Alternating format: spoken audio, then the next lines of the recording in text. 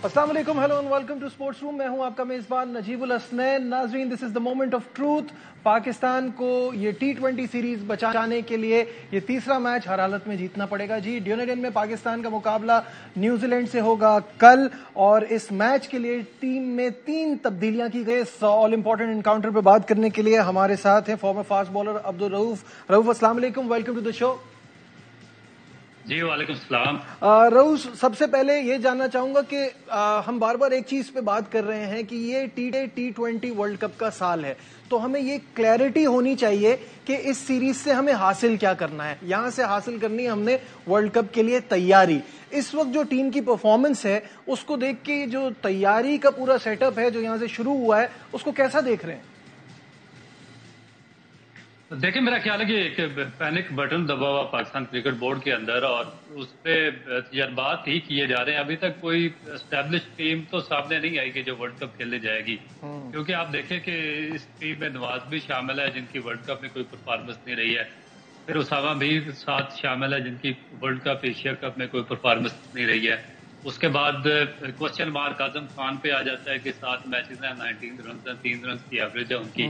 फिर इफ्तिखार एक तो अपना वो काफी प्राइम टाइम पास कर चुकी हैं, और फिर इस एज में उनको खिलाया जा रहा है कंटिन्यूसली, मगर उसके बावजूद उनकी जो परफॉर्मेंस है वो डिक्लाइन का शिकार है।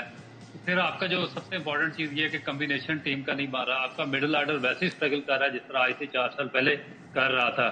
फास्ट बॉलिंग में सबसे ज्यादा डिप्रेसिंग चीज ये है कि आपके जो भी यंगस्टर आते हैं, और मुझे सबसे ज्यादा सरप्राइज मैं इसलिए हूँ कि T20 खेलकर भी आपके यंगस्टर इंजर्ड हो रहे हैं और उनको प्रॉब्लम्स आ रही हैं। तो आपका ये कोचिंग स्टाफ या आपकी मैनेजमेंट क्या कर रही है, ये मेरी समझ से बाहर है। ऑस्ट्रेलिया में आपकी इंजरीज हुई, वर्ल्ड कप में आपकी इंजरीज हुई, एशिया कप में आपकी इंजरीज हुई, अभी T20 के 2 मैचेस में आपके फास्ट बॉलर इंजर्ड हो गए।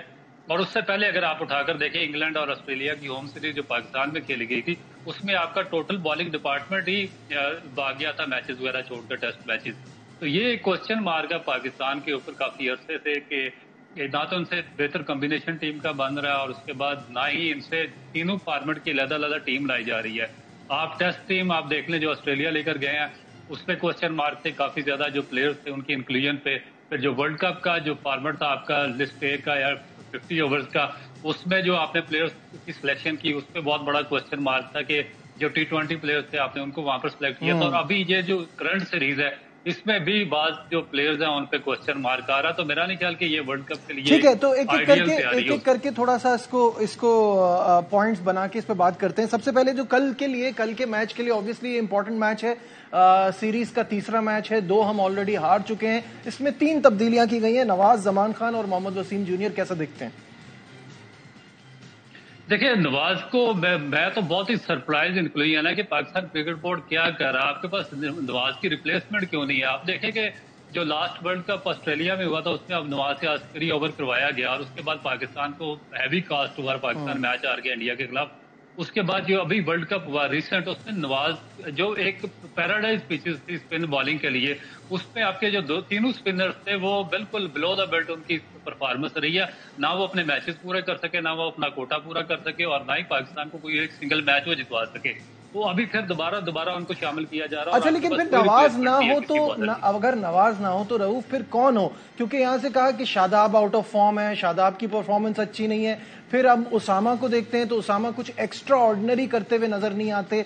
तो फिर एट दी एंड घूम फिर के नवाज पर वापस आना पड़ता है। आगे के अगर आपके जहन में कोई 2-3 नाम आते हैं तो बताइए कि क्या किया जा सकता है यहाँ पे? देखिए, ये इनको पहले तैयारी करनी चाहिए थी, और मेरा ख्याल है कि ये $1 मिलियन क्वेश्चन है जो आपने किया है कि बॉलर किधर है, इनकी रिप्लेसमेंट किधर है। 10-12 साल से आपका जो स्पिन बॉलिंग डिपार्टमेंट था वो मुश्ताक अहमद और सकलैन मुश्ताक के हाथों में था, तो प्रोडक्शन किधर गई? जो ये तो नहीं हो सकता कि पाकिस्तान की जो सॉइल है उस वहां से जो स्पिन बॉलर्स हैं एकदम वो खत्म हो गया और वो मादूम हो गया। आपके पास एक लाट आई थी 10-12 स्पिनर की, असगर था उसमें, वो अली उस्मान था मुल्तान का, उसके अलावा और 2 बॉलर बड़े अच्छे थे, वो सब के सब गायब कर दिया गया। और फिर आपने जिनकी एक्शन कंप्लीट नहीं है, ये तीनों बॉलर्स आपने मुसलसल इनको खिलाया और साथ रखा, और अभी ये पोजीशन है कि आपके पास कोई स्पिनर नहीं मिल रहा। तो ये मेरा ख्याल है कि इनको चेक करना चाहिए और पूछना चाहिए कि आप 10-12 साल क्या डेवलप करते रहे पाकिस्तान की ये स्पिन बॉलिंग डिपार्टमेंट है। बिल्कुल ठीक है। अच्छा, जल्दी से फिर बाकी दो का भी बता दीजिए। जमान को हमें लगता है कि उनको शुरू से इस फॉर्मेट में तो शुरू से ही होना चाहिए था, 2 मैचेस के बाद उनका मौका आ रहा है। आमिर जमाल थोड़ा सा इस फॉर्मेट में जरा ज्यादा रन दे जाते हैं। मोहम्मद वसीम जूनियर की इंक्लूजन पे भी क्या कहते हैं, ये बताइए। देखिए, वसीम जूनियर और जो जमान खान है वो आइडियल चॉइस है इस T20 फॉर्मेट के लिए, क्योंकि दोनों के पास पेस है, दोनों के पास वैरायटी है। थोड़ा सा जो स्ट्रगल कर रहे हैं वो इनका अर्ली पार्ट है। जब ये शुरू के ओवर्स में बॉलिंग करते हैं तो उसमें इनको स्ट्रगल होती है, क्योंकि ये प्रॉपर लंबी क्रिकेट नहीं खेले हुए और नए बॉल के साथ इनको बॉलिंग करते प्रॉब्लम होती है। मगर जैसे ये डेप्थ में आते हैं तो ये अच्छी बॉलिंग करते हैं और ये अच्छे बॉलर, इनको खिलाना चाहिए था, मगर पता नहीं क्यों नहीं इनको काफी अरसे से बाहर रखा हुआ है टीम से।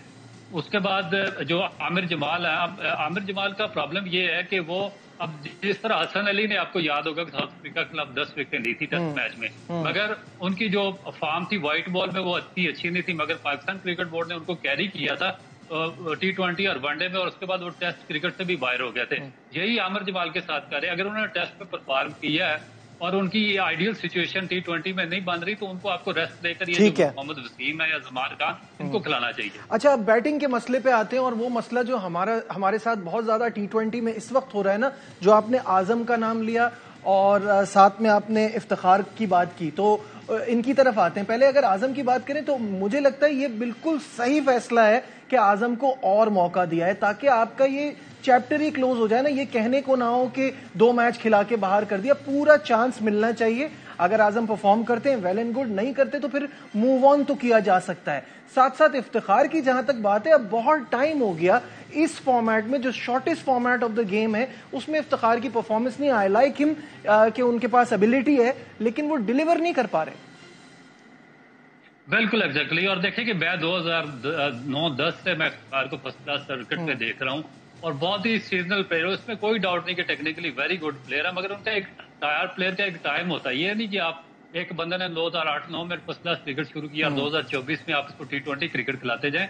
ये अगर एक डेवलप क्रिकेट स्ट्रक्चर है आपका, तो उसका मतलब है आपके पास रिप्लेसमेंट होनी चाहिए थी। आपको अभी तक 2-3 यंगस्टर उनकी रिप्लेसमेंट पर रखने चाहिए थे, जो कि हर वक्त रेडी होते उनको टेक बेस करने के लिए, मगर एक भी यंगस्टर उनकी रिप्लेसमेंट पर तैयार नहीं किया गया। ये भी मेरा ख्याल है कि एक बड़ा फेलियर है पीसीबी का। उसके बाद जो आजम खान है, अगर देखें कि एक बात आपने ये दुरुस्त की है कि इनको पूरे अपॉर्चुनिटी मिलनी चाहिए, मगर दूसरा क्वेश्चन यही आता है कि देखिए अगर अपॉर्चुनिटी देनी है तो फिर बाकियों का क्या कसूर है। इसमें जैन अब्बास थे, उसके बाद उमर सदीक थे, ये जो सीबुल्ला खान है, फिर ये जो साहबजादा फरहान। लेकिन अब ये भी तो आप ही की बात में एक चीज ऐड करना चाहूंगा रऊफ, मुझे ये बताइए कि साहबजादा फरहान ऊपर के नंबर पे खेलने वाला, हसीबुल्ला ऊपर के नंबर पे खेलने वाला। हसीबुल्ला को तो आपने उनकी वनडे की परफॉर्मेंस की वजह से T20 में शामिल कर लिया है, तो आपने तो अपने लिए ऑप्शन भी इतने मुश्किल रखे हुए हैं ना। बिल्कुल, देखे ना, ये तो इनका प्रॉब्लम है कि परफॉर्म फर्स्ट क्लास में कोई किसी फॉर्मेट में करता प्लेयर, उसको किसी फॉर्मेट में सिलेक्ट कर देते हैं। ये हसीबुल्ला खान या ये जो अपने साहबजादा फरहान है, इन्होंने फर्स्ट क्लास क्रिकेट के लॉन्ग फॉर्मेट में परफॉर्म किया हुआ है, तो बजाय इनको ऑस्ट्रेलिया में टेस्ट क्रिकेट में चांस देने के, इनको उठाकर T20 फॉर्मेट में डाल दिया गया, जो कि इनका फॉर्मेट नहीं है। ठीक है, बहुत बहुत शुक्रिया। अब्दुल के साथ थे और जो गलतियां पाकिस्तान टीम से हो रही हैं उस हवाले से अपना ओपिनियन शेयर कर रहे थे। यहां लेते हैं एक ब्रेक, हमारे साथ रहिए। Glad to have you back once again to Sports Room। और ब्रेक पे जाने से पहले अब्दुल रऊफ हमारे साथ थे और अपने ओपिनियन शेयर कर रहे थे कि पाकिस्तान टीम की परफॉर्मेंस और उनकी खामियां, और टीम में जो तब्दीलियां की बात है वो भी हमने की। खामियां तो हैं, लेकिन साथ साथ कुछ माहौल भी अजीब सा हो रहा है टीम का, और इस पर हम बात करेंगे। आर स्पोर्ट्स कॉरेस्पॉन्डेंट शुएब जट हमारे साथ हैं। शुएब, टीम में तो 3 तब्दीलियां हैं, उस पर तो हमने बात की, लेकिन जो मामला चल रहे हैं टीम डायरेक्टर मोहम्मद हफीज और खिलाड़ियों के दरमियान, उस पर क्या अपडेट है? पाकिस्तान में 3 तब्दीलियां की गई हैं, और 3 तब्दीलियों में आपने देखा है कि 2 बॉलर्स आए हैं। उसकी वजह यह है कि कोई बॉलर्स बाहर हुए थे, इसलिए बॉलर्स जो हैं वो अंदर आए हैं। उसामा मीर पहले 2 मैचेस में उतना अच्छा इंपैक्ट नहीं डाल सके। आमिर जमाल जो है, जिन्होंने ऑस्ट्रेलिया क्लब टेस्ट सीरीज में बड़ी अच्छी बॉलिंग की थी, वो इतना अच्छा इंपैक्ट नहीं डाल सके, तो उनकी जगह वसीम जूनियर आ गए, ऊपर उसामा की जगह मोहम्मद नवाज आ गए। इसी तरीके से अब्बास अफरीदी की जो तब्दीली हुई है वो फोर्स तब्दीली है, वो मैनेजमेंट में तब्दील नहीं किया। अब्बास ने अच्छी बॉलिंग कराई थी, बट उनको इंजरी की वजह से जो है वो इस मैच में आराम दिया गया, और उनकी जगह तीसरा बॉलर जो है वो इंडेक्ट हो गया है। तो पाकिस्तान टीम की जो है इतलात है वहां पे ये है कि आज सुबह पाकिस्तान क्रिकेट बोर्ड ने बाकायदा तौर पे जो है वो टीम मैनेजमेंट को ये लिखा है कि खिलाड़ियों की एनओसीज का क्या करना है। तो उसमें उन्होंने कहा है कि खिलाड़ियों की एनओसीज जो है वो सेंट्रल कॉन्ट्रैक्ट के मुताबिक जो है वो डील की जाए। ये जवाब मौसूल हुआ है आज पाकिस्तान क्रिकेट बोर्ड को, जिसमें टीम मैनेजमेंट ने कहा है कि जिन खिलाड़ियों की एनओसीज का मतलब है उनको सेंट्रल कॉन्ट्रैक्ट के मुताबिक डील किया जाए। सेंट्रल कॉन्ट्रैक्ट में ये था कि अब जब मुआवजे बढ़े थे तो ये था कि जो खिलाड़ी हैं उन खिलाड़ियों को 2 लीग्स जो है वो खेलने की इजाजत होनी चाहिए, उसके बाद उनको लीग खेलने की इजाजत नहीं दी। मुझे तो नहीं फील होता, लेकिन सोशल मीडिया पे अफवाहें आ रही हैं कि ग्रुप बंदी है, कुछ कप्तान बदलने के बाद गिरोह बन गए हैं टीम के अंदर। जब हम देखते हैं तो ऐसा फील नहीं होता। आपके पास क्या खबरें?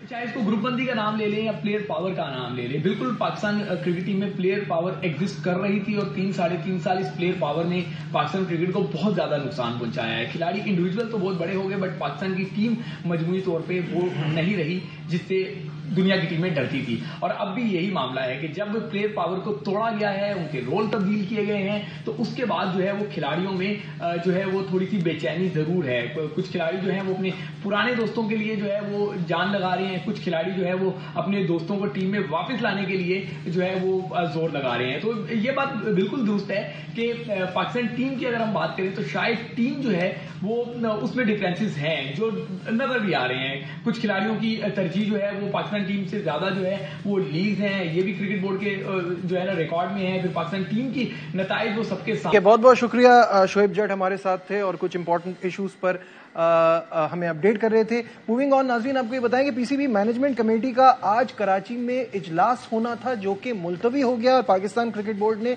कोई इसकी खास वजह भी नहीं बताई है। इजलास के एजेंडे में गवर्निंग बोर्ड की तश्कील, पीसीबी इलेक्शन, PSL 9 और फाइनेंशियल मामलात पर बहस शामिल थी। और स्पोर्ट्स कॉरेस्पॉन्डेंट शाहिद हाशमी साहब हमारे साथ हैं। शाहिद साहब अस्सलाम वालेकुम। इजलास मुलतवी होने की वजह क्या है?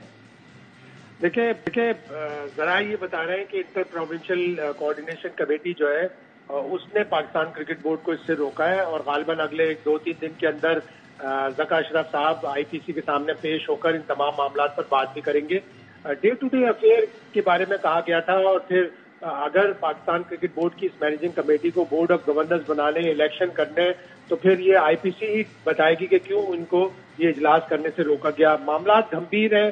कुछ बातें ये भी सुनने में आ रही हैं कि जो इलेक्शन कमिश्नर हैं खावर शाह साहब, उनको अबूरी PCB का चेयरमैन बनाकर एक मुंतखब हुकूमत आने तक का इंतजार किया जाएगा। फिर वो अपने 2 नॉमिनीज देगा, उसके बाद फिर इलेक्शन होगा। तो अभी मामला काफी गंभीर नजर आ रहे हैं पाकिस्तान क्रिकेट के। लेकिन शाहिद साहब देखिए, वो तो ठीक है, वो तो हम सब मानते हैं कि इनको day to day affairs deal करने के लिए कहा गया था, बट ये जो गवर्निंग बोर्ड की तश्कील है और इलेक्शन का मामला है वो भी इसी इजलास में उस पर डिस्कस होना था।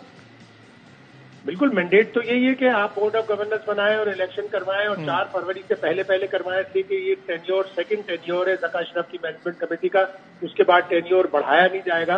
तो अब ये क्या इसमें पेचीदगी है, ये IPC और पाकिस्तान क्रिकेट बोर्ड की मैनेजमेंट कमेटी जब बैठेगी तो उसके सामने उसके बाद ही आएगा।